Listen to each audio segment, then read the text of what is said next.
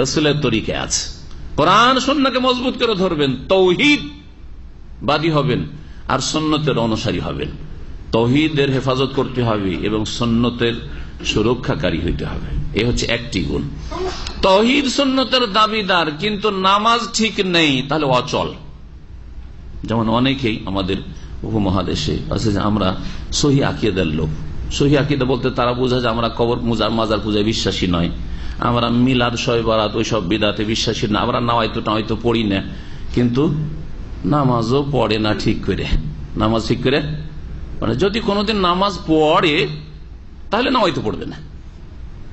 জুমা পড়া মুসলমান, কবর মাজারে যায় না, যদি নামাজ পড়ে তাহলে নাওয়াইতোটা পড়বে না।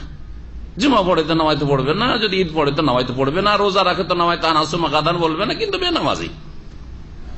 মুসলিম সমাজের যারা সহিহ আকীদার দাবিদার ওদের জনগণ অধিকাংশ কিন্তু এই ক্যাটাগরি, বেনামাজি। মাজার টাজারা হয়তো যায় না, সহিহ আকীদার দাবিদার সে তো সীমিত আকারে সহিহ আকীদা। এই সহিহ আকীদা নাজাত দেনেওয়ালা নয়, এই সহিহ আকীদা পরিত্রাণের জন্য যথেষ্ট নাই।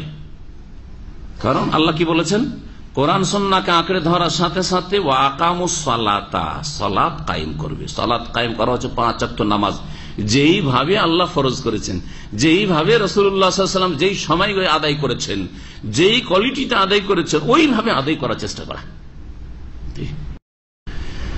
নামাজ কায়েম করার পদ্ধতি সম্পর্কে আমার একটা বক্তব্য আছে, শুনে নিতে পারেন।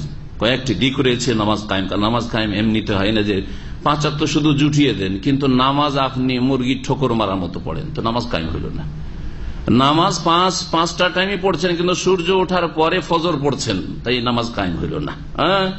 নামাজ আপনি পড়ছেন কিন্তু নামাইতো দিয়ে নামাজ পড়ছেন, যাই নামাজের দোয়া দিয়ে নামাজ পড়ছেন, 5 ওয়াক্ত নামাজ পড়ছেন, টাইমে টাইমে নামাজ পড়েছেন, কিন্তু নামাজ কায়েম করা হলো না।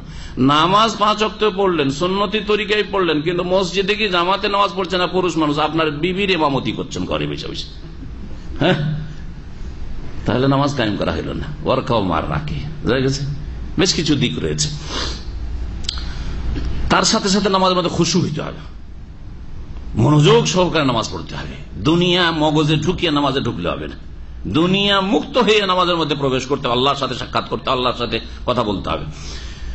তো যারা নামাজ কায়েম করলো, সালাত কায়েম করলো, তাওহীদ এবং সুন্নাত প্রতিষ্ঠার সাথে সাথে আল্লাহ তাদেরকে মুসলিহিন বলেছেন। ইন্না লা নুদিউ আজরাল মুসলিহিন, নিঃসন্দেহে আমি যারা সংস্কারকারী, সংশোধনকারী, নিজেদের সংশোধনকারী, অন্যদের সংশোধনকারী। মুসলিহিন মানে শুধু অন্যদের সংশোধন নয়, নিজেদের সংশোধন করে প্রথম আর তারপরে অন্যদের সংশোধন করে, তাদের প্রতিদানকে, বদলাকে আমি বিনষ্ট করব না, নিষ্ফল করব না। তাফসীরকাররা বলছেন